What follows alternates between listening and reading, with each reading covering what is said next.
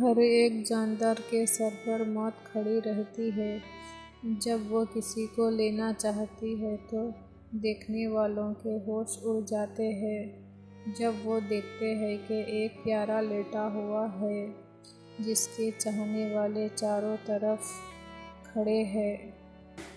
کوئی دودھ پلاتا ہے، کوئی شہد چٹاتا ہے، دودھ شہد ادھر ادھر ہو کر بہہ جاتا ہے۔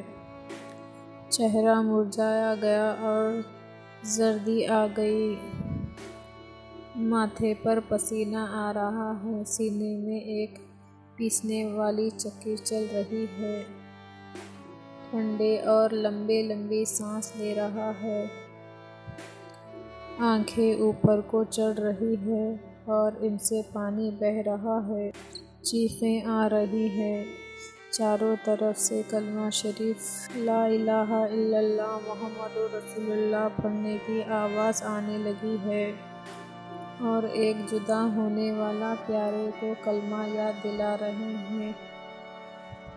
کوئی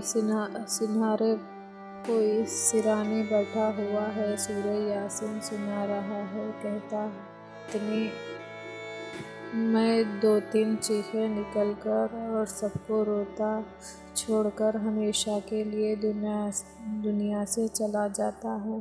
پھر ہاتھ پاؤں سیدھا کر کے منہ میں ڈانٹ باندھ دیا جاتا ہے کہ منہ کھل نہ جائے، اور ایک چادر اڑا کر روتے ہوئے الگ ہو جاتے ہیں۔ اور اب اپنے پیارے کو پوشاک پہنانے کی اور خاک میں ملانے کی تیاری ہے۔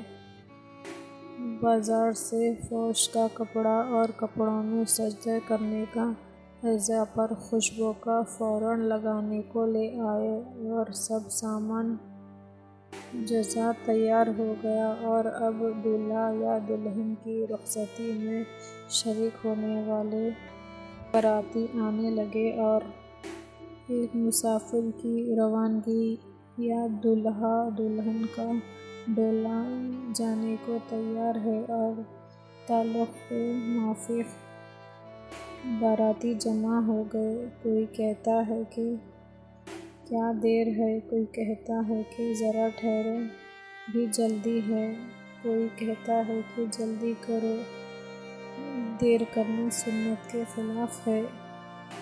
جواب ملتا ہے کہ بس غسل کی دیر ہے اور دولہا یا دلہن کو غسل دینا شروع کر دیا۔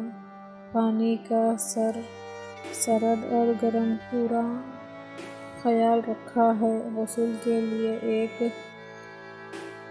ٹوٹے سے تختے پر لٹا دیا گیا۔ دیکھنا بھائی کس جگہ بدن کو تکلیف نہ ہو، آہستہ آہستہ نہلاؤ اور نرمی سے ہاتھ پھیرو۔ جب غسل دے چکے ہو تو اس مسافر کو کپڑے پہنا دیے جاتے ہیں کا فوراً لگا دیا جاتا ہے۔ مرد ہے تو 3 کپڑے، عورت ہے تو 5 کپڑے، آخر پوشاک پہنا دی جاتی ہے۔ دولہا سب کپڑے پہنا ہوا لیٹا ہے، جس پر آنسوؤں کے موتی وارے جا رہے ہیں اور ایک خدا سے شرمائے ہوئے ہٹا ہٹا کر اس کا منہ دکھائی ہو رہی ہے، جو قریب نہ مناصب بولے نہ ہاتھ پاؤں ہلا سکے، بس جب چپ لیٹا ہوا ہے کہ اتنے میں باراتی آئے اور ڈولا اٹھا کر چل دیے۔ اگر آپ کو یہ ویڈیو پسند آیا تو لائک کیجیے، شیئر کیجیے، چینل کو سبسکرائب کیجیے۔ اگلے ویڈیو میں پھر ملیں گے۔ اللہ حافظ۔